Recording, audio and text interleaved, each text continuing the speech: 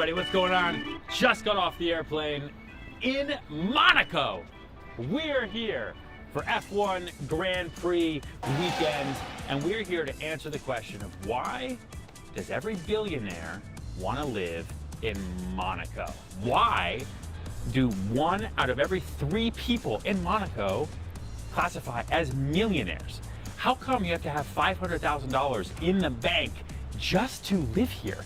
What are the tax incentives of living in this country? Right now, you're looking at the entire country. This is Monaco. This is the country. That's France over there. And we're gonna get down and dirty. We're gonna get in it. We're gonna see some crazy real estate here too, because the pricing is nuts. And to help us do all that, we have Boris. How are you doing? Sir is a star real estate broker here, runs his own company that's emblazoned on his Mercedes-Benz here. Well, I really want to dive into like what Monaco is, how it got to be what it is today, why it is so wealthy, why there's no income tax, why so many people want to be here, why it's so hard to get into here. So maybe you could give us a ride around and show us, because you are a local. Sure. All right, let's go. Okay, but before we do that, quick montage, because we flew in this weekend and we got to see the race. Ready, set, go.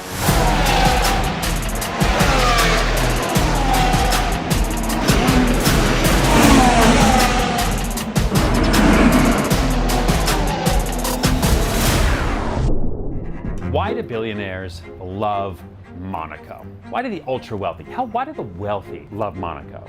Number one reason, wealthy people like being surrounded by other wealthy people. It's like when I talk to salespeople and they say, oh, I want to get into a luxury market. I want to do $1 million deals. Like, okay, where do you spend all your time? I'm like, oh, at Burger King. Oh, with my buddy Jeff. Oh, with my high school friends. Associated marketing means that you want to be associated with the types of business that you want to be known for doing. If you want to do luxury deals, you want to be associated with luxury clientele. Monaco is an amazing example of that. There are 12,261 millionaires in Monaco. There are more millionaires in this country per capita than anywhere else. And the country's tiny. Monaco is 0.8 square miles. So everywhere you go, every restaurant, every bar, you're driving down, you're Brabus, someone else is coming by you in a Porsche, next person's going by you in a McLaren, you're all part of the same community. There is a network effect in this country that works for the ultra wealthy. It also works to make you feel really, really, really bad about yourself when you look right and look left, but it's okay. It's a beautiful spot.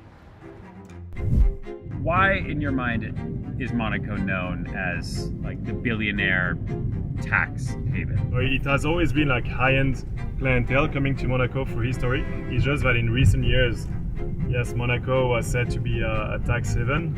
It's actually not, you know. So Monaco is not a tax haven? It is not. We do have corporate taxes. There's just no taxes on income, so no income tax. That's only if you're a resident here. And to become a resident, it's not given to anyone. There are three ways you can achieve that. You either have to have $500,000 in the bank account. Yep. Or you have to be employed by a Monégasque company. Okay. Or you have to own your own business. Okay. So you need to fill up one of these 3 conditions to apply to become a resident. Okay. Number 2. Monaco is tiny. There's just 9 little districts, one of which is Monte Carlo, which everybody knows, that make up this itty-bitty country called Monaco, located on the southeastern tip of France. Most people who work in Monaco actually come in from Italy, where there's much better tax treatment for them, or come in from France. But Monaco is 0.81 square miles. It is smaller than the size of Central Park. It's about the same size as Hyde Park in London. And it is only the 2nd smallest country in the world next to the Vatican. There are 9 main districts, let's say, in Monaco. The Golden Square being like the most expensive one. Okay. And Monte Carlo being the one all around the Golden Square. So this is a garden exotic. That's where we are now? That's where we are right now. Prices actually per square meter are on the lower range. The second one is Mùnegu, and it's this one actually, this road. We're already in a different district. Yeah. Monte Carlo starts from the train station right there. Here you have one of the most beautiful Sparking partners. Yeah, look at that. Here we're in Fontvieille area that was entirely built on the sea. So that's the stadium you see right in front. We are the only country in the world where if you put all the citizens of a country in the stadium, it's still not full. It can host like 14,000 people and we are about 10,000. Number 3, safety and security. Lifestyle-wise, what's it like to live here? Most of the people like to come here for security. You know, security is really one of the main reasons people enjoy Monaco. We do have a very, I think, almost non-existent crime rate. Yeah. And there's a non-existent crime rate, and then there's non-existent poverty. Of course, it depends what qualifies for poverty. I don't think anyone in Monaco lives below the poverty line. The government actually helps, you know, most of people, the citizens that need that, right? So very low criminal rate, and government's helping a lot the citizens. But in terms of security, what's very important is that, you know, no one actually needs to be in the street with bodyguards here. Now, a lot of that is because back in the day when Grace Kelly came here and they made it this celebrity haven, they outlawed paparazzi. They made it all about being one of the safest places in the world to come and display your wealth, to network with other wealthy people. And so to do that, it had to be incredibly safe, had to be incredibly secure. Number 4.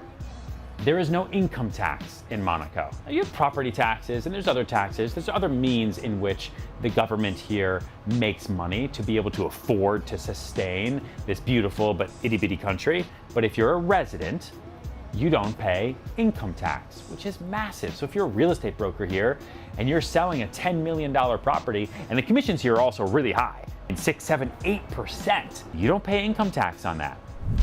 So without residents paying income tax, I'm assuming that there's property tax and other means of the country making an income, right, to pay for everything, right? Yeah, that's correct. I mean, so there are other kind of taxes. For example, property tax.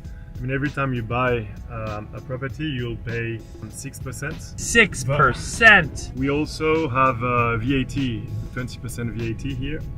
So when you buy in a new development, price usually includes 20% VAT that goes to the government.